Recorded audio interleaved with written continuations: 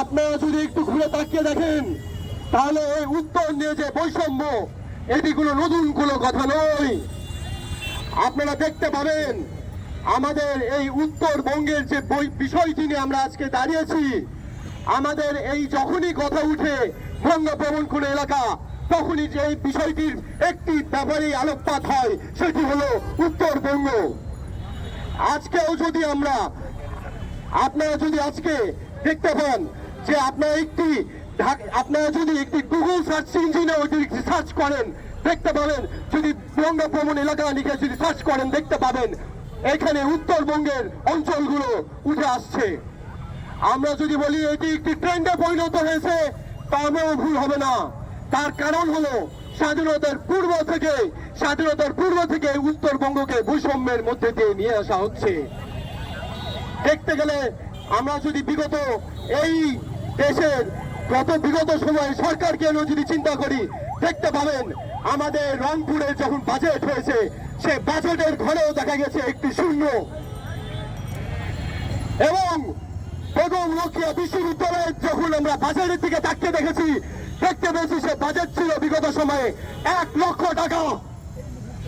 দেখে যেন মনে হচ্ছে এটি কোনো বাজেট নয়, এটি একটি লটারির পুরস্কার।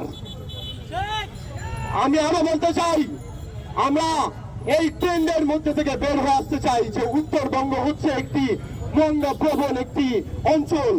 আপনারা যদি বাংলাদেশ পরিসংখ্যান ব্যুরোর যদি কিছু তথ্য, বিগত সময়ের তথ্যগুলো একটু পর্যালোচনা করে দেখতে চান, দেখতে পাবেন বাংলাদেশের 10টি দরিদ্র অঞ্চলগুলোর মধ্যে 5টি রয়েছে হচ্ছে উত্তরবঙ্গের।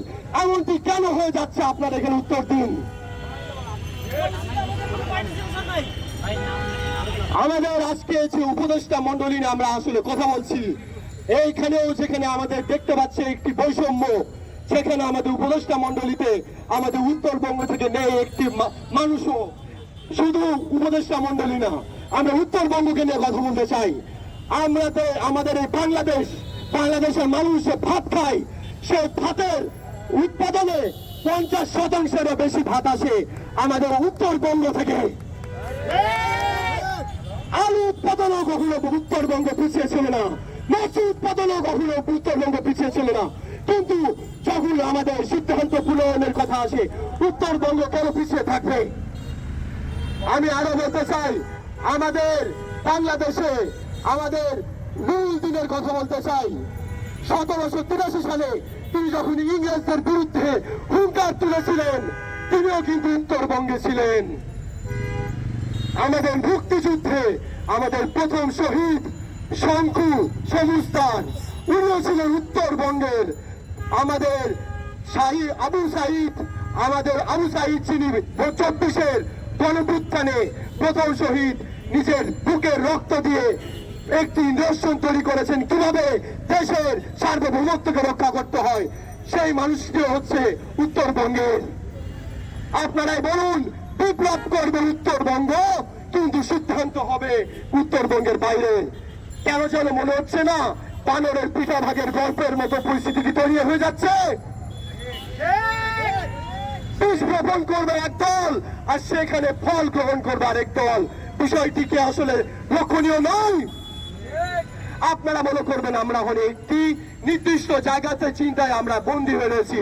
এখানে একটি বিষয় ভেঙে বলি, আমরা অন্যান্য জেলা নিয়েও যদি পর্যালোচনা করি, দেখতে পাবো সিলেট বিভাগ থেকে একজন, খুলনা বিভাগ থেকে একজন, বরিশাল বিভাগ থেকে একজন। অতঃপর কি দাঁড়ালো? 8টি বিভাগ। এই 8টি বিভাগের মধ্যে 6টি বিভাগ থেকে উপদেষ্টা মন্ডলীতে আসছেন মাত্র 3 জন। এবার বলুন, এখানে বৈষম্য হয়েছে নাকি হয় নাই?